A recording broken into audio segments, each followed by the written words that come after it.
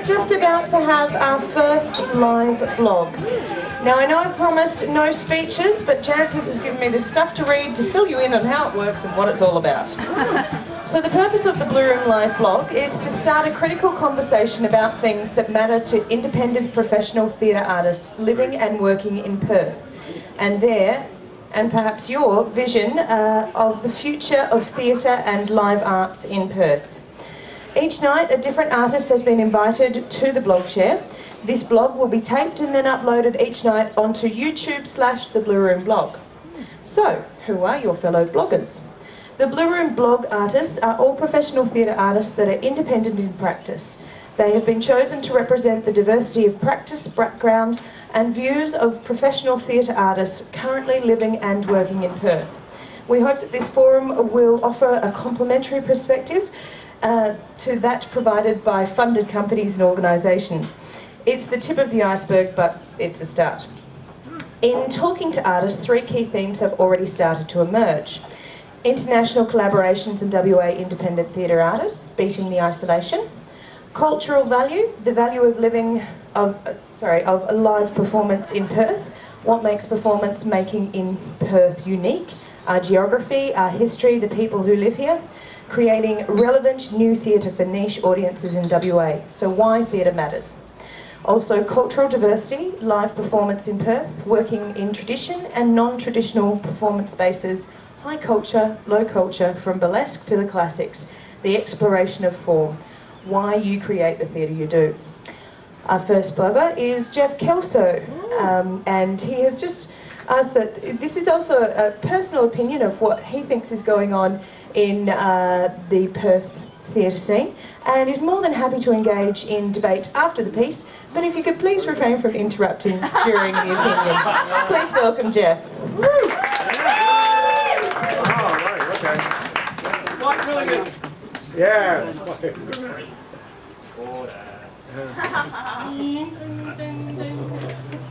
Thanks, Kerry. You can turn off your mobile phones too, that'd be handy. Clark. My time starts now. Tent your toes. Tighten your buttocks, as if you're trying to avoid someone poking a stick up your bum. Keep your toes tense. Clench your fists. Come on, do that. Hunch your shoulders up. Clench your teeth.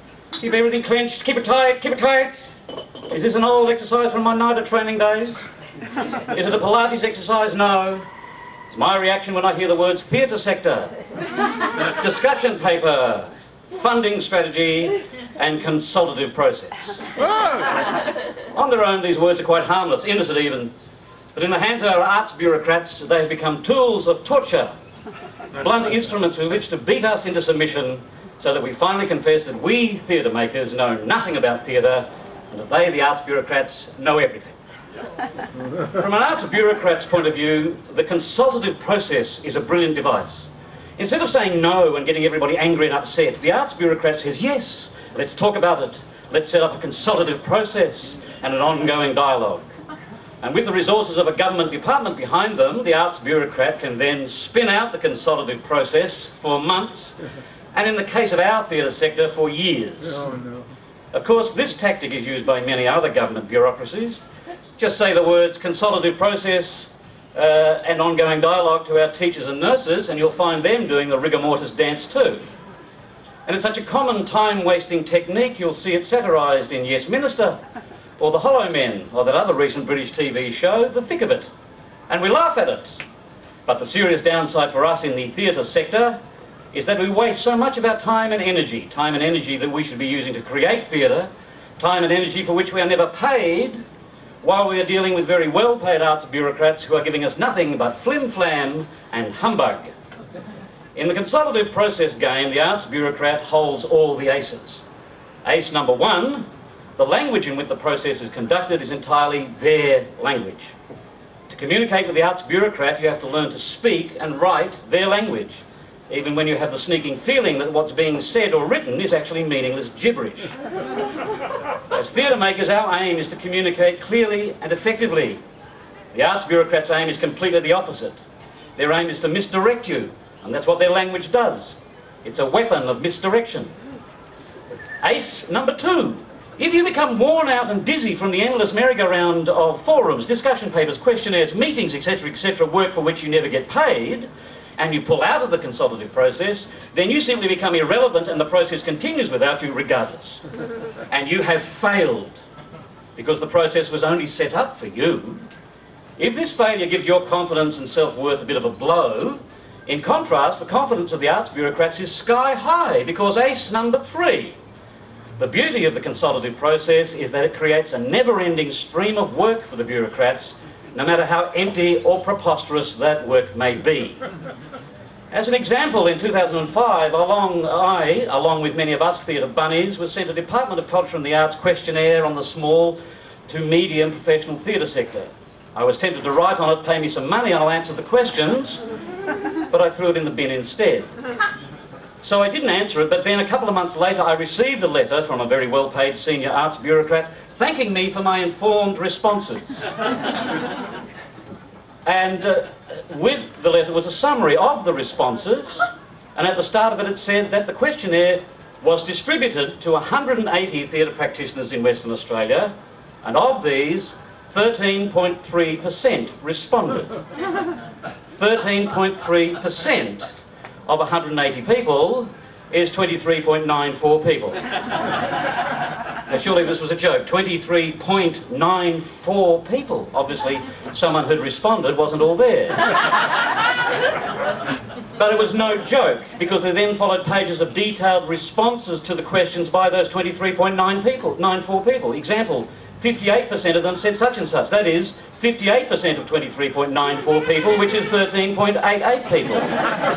25% said such and such. That's 5.9 people. 12%, 2.8 people. And suddenly, we're at the Mad Hatter's Tea Party.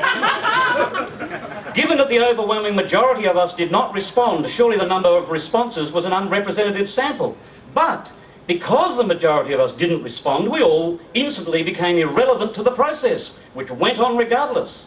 And these meaningless response numbers were turned into percentages which actually had less meaning than the numbers they were based on.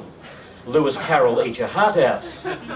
But why didn't a well-paid senior arts bureaucrat stop this charade and come to us, the other 156.06 theatre practitioners, i.e. most of us, and ask us why we didn't respond? Because that person would have known that our answer would be, your consultative process is bullshit. But the kick in the pants for us is that these ludicrous statistics were then the basis on which the then Arts Minister, an anxious minister looking for some excuse not to spend money on the theatre, in May 2006 accused us of not providing proper input to the consultative process. The Minister thereby completely dismissing the countless number of thoughtful opinions, good ideas and professional advice that we WA theatre artists have freely given to very well-paid arts bureaucrats and politicians for years and years and years. But in WA, the past is irrelevant. We had in one very recent instance withdrawn from the consultative process, and that was excuse enough. And as a direct result, stage 2 of the theatre funding strategy would not go ahead.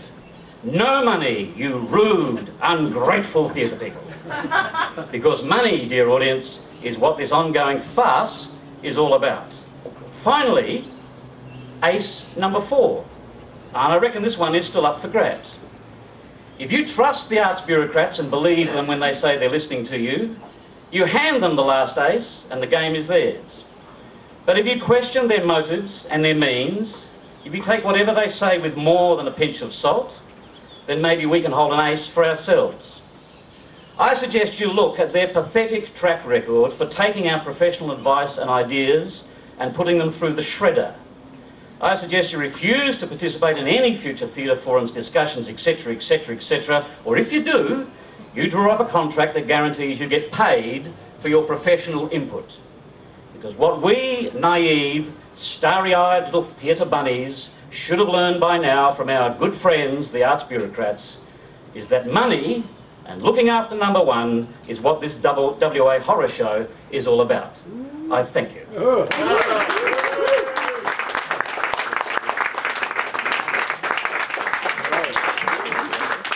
Well, thank you, Geoff, and follow that blog. You can get into the action now, or you can add your own comment at YouTube/The Blue Room Live blog. Going live in, I believe, just a few hours. Right, 25 continues. If you missed Micro Magic before, you have another opportunity starting in about 10 minutes. And Tawdry will be back swapping manicures for secrets between 8 and 8:30 p.m. And on the balcony at 8:30, Chris Isaacs will be introducing you to the joy of doodle holler. Think about that. There's more chat, more debate, more food, more fun, and 24 more summer nights, Monday to Friday, 5:30 to midnight.